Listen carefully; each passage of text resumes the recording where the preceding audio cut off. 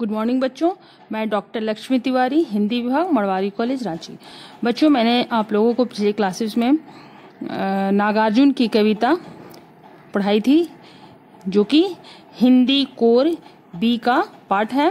नागार्जुन की कविता फसल और यह दंतुरित मुस्कान का भावार्थ मैं बताई थी, और आज उसके बाद की कविता है छाया मत छूना के जिसके कवि हैं गिरिजा कुमार माथुर।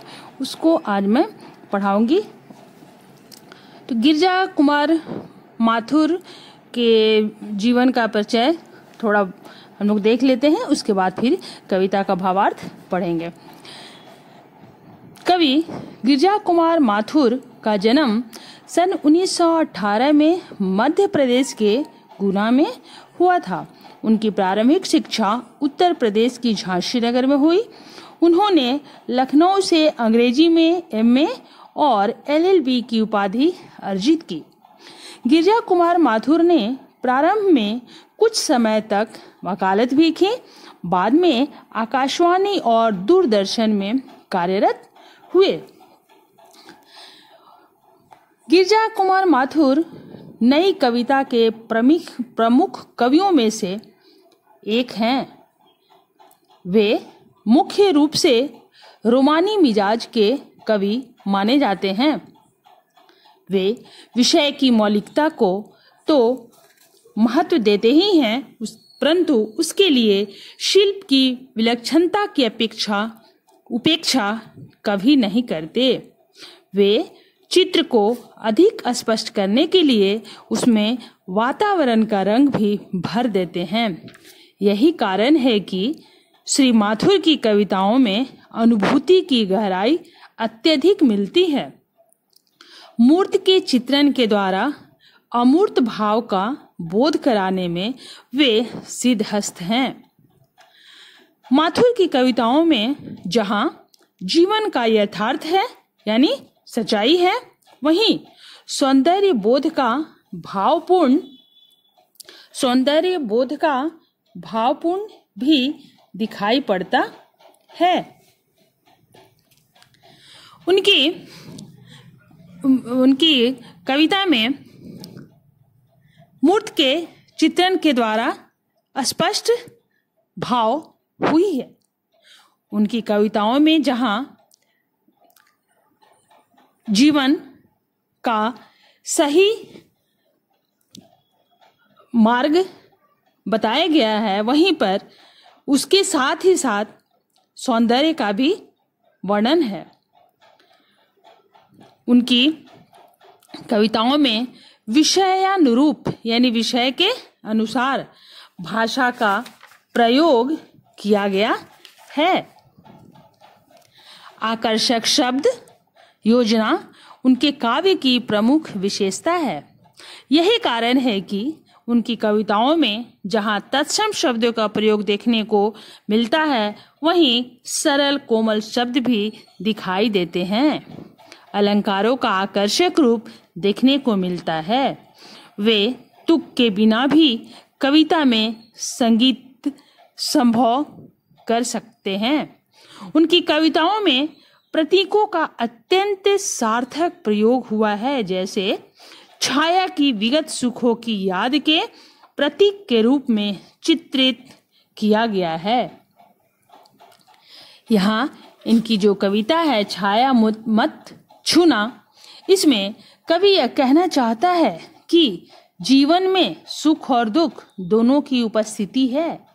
विगत के सुख यानी पहले के सुख को याद कर वर्तमान के दुख को और गहरा करना तर्क संगत नहीं है। कवि के शब्दों में इससे दुख दूना होता है। विगत की सुखद काल्पनिकता से चिपके रहकर वर्तमान से पलायन की अपेक्षा कठिन यथार्थ से रूबरू होना ही जीवन की प्राथमिकता होनी चाहिए। कविता अतीत की स्मृतियों को भूल वर्तमान का सामना कर भविष्य का वर्ण करने का संदेश देती है। वह यह बताती है यानी कवि गिरिजा कुमार माथुर इस कविता के माध्यम से यह बताते हैं कि जीवन के सत्य को छोड़कर उसकी छायाओं से भ्रमित रहना जीवन की कठोर वास्तविकता से दूर रहना है। कविता में रोमानी भावबोध की अभिव्यक्ति देखी जा सकती है। तो अब आगे हम लोग कविता की पंक्तियां को देखेंगे, उसके बाद फिर उसका हम लोग अर्थ पढ़ेंगे। तो यदि आप लोगों के पास बुक है तो किताब निकाल करके कविता की पंक्तियां को देखें। छाया मत छूना, मन होगा दुख दुना। जीवन में ही छाया यानी भ्रम दुविधा। जीवन में है सुरंग सुधियां सुहावनी, छवियों की चित्र गंध फैली मन भावनी। तन सुगंध शेष रही बीत गई यामिनी। यामिनी का मतलब होता है बच्चों तारों भरी चांदनी रात। कुंतल की फूलों की याद बनी चांदनी। कुंतल, यहाँ हमारा कुंतल शब्द का प्रयोग है। कुंतल का अर्थ है लंबे केश। कुंतल के फूलों की याद बनी चांदनी, भूली सी एक छुअन बनता हर जीवित क्षण। छाया मत छूना, मन होगा दुख दुना। यश है या न वैभव, मान है न शर्माया। जितना ही दौड़ा तू उतना ही भरमाया, प्रभुता का शरण बिंब के केवल मृग तृष्णा। हर चंद्रिका में छिपी एक रात कृष्णा है, जो है यथार्थ कठिन उसका तू कर पूजन। छाया मत छूना, मन होगा दुख दुना। दुविधा हत साहस है, दिखता है पंथ नहीं। देह सुखी हो पर मन के दुख का अंत नहीं। दुख है न चांद खिला शरद रात आने पर, क्या हुआ जो खिला फूल रस बसंत जाने पर। जो न मिला भूल उसे कर तू भविष्य वरण। छाया मत छूना, मन होगा दुख दूर, मन होगा दुख दुना। तो हमारी कविता की पंक्तियां हैं, इसका हम लोग भावार्थ देखेंगे। यह कविता जो है, जैसा कि हम पहले बताए कि इसके कवि हैं गिरिजा कुमार माथुर, और इस कविता में कवि ने बताया कि जीवन में दुख और सुख दोनों ही होते हैं। जीवन के बीते सुखों की स्मृति वर्तमान के दुख को और गहरा कर देती है। कवि यहाँ कहता है कि ओ जीवन की राही मनुष्य, तुम अतीत की छाया को मत छूना, क्योंकि ऐ पगले मन, इससे वर्तमान का दुख घटने के बजाय बढ़कर दुना होता है। जीवन में दुखद सुधियों यानी यादों की अनेक सुहावनी गलियां हैं। उनमें जीवन की अनेक सुंदर चित्र और मन को लुभाने वाली सुगंध फैले हुए हैं। जीवन की जो रातें बीतकर अतीत हो चुकी, उनकी केवल यादें ही बची हुई है। इसी जीवन का प्रत्येक वर्तमान क्षण अतीत में बदल जाता है। इसलिए ऐ मन, तुम अतीत के विषय में मत सोचो, क्योंकि इससे दुख घटने की जगह दुना होगा अर्थात और बढ़ जाएगा। आगे कवि कहते हैं कि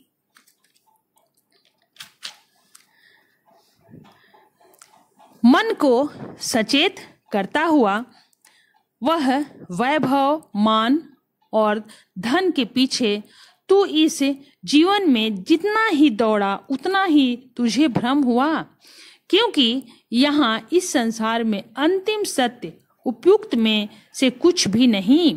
बड़प्पन में केवल धोखा छिपा हुआ है। मृग तृष्णा अर्थात भटकाव ही उस झूठी प्रभुता के शरण स्थली है।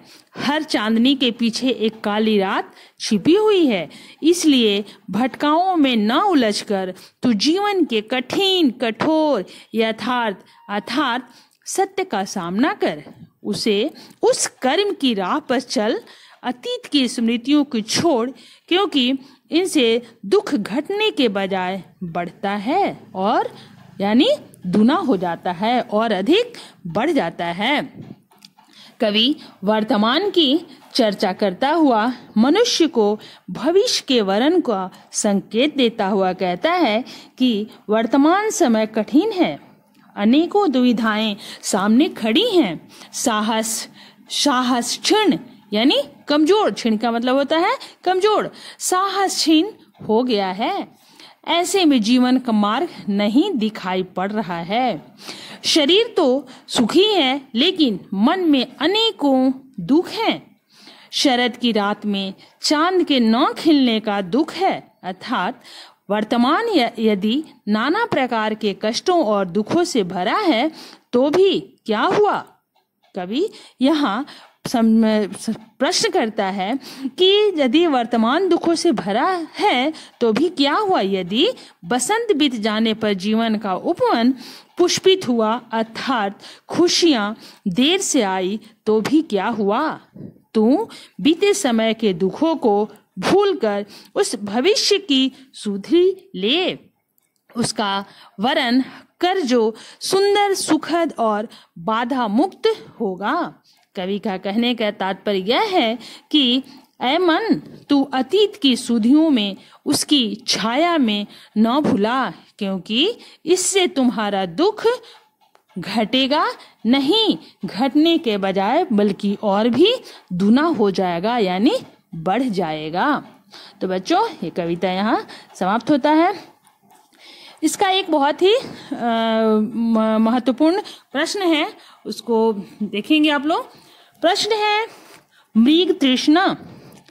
मृग तृष्णा किसे कहते हैं। इस कविता में बच्चों हम अभी आप लोगों को सुना है, उसमें मृग तृष्णा का शब्द का प्रयोग किया गया है। तो ये मृग तृष्णा है क्या। इस कविता में इसका प्रयोग किस अर्थ में हुआ है।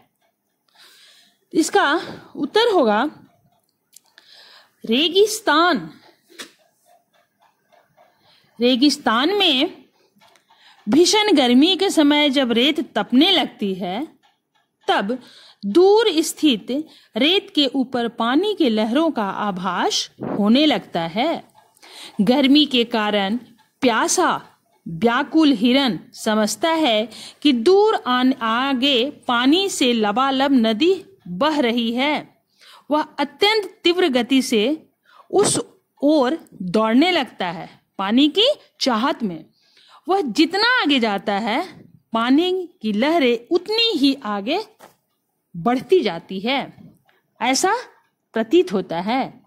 वह पानी की तलाश में दूर तक चलता चला जाता है, परंतु न तो कभी उसे पानी मिलता है और न ही उसकी प्यास बुझ पाती है। इसे ही मृग तृष्णा कहते हैं। यहाँ यानी इस कविता में जो मृग तृष्णा शब्द का जो प्रयोग हुआ है बच्चों, वह एक छलावा है, छलावा के अर्थ में प्रयोग हुआ है। ठीक है, धन्यवाद।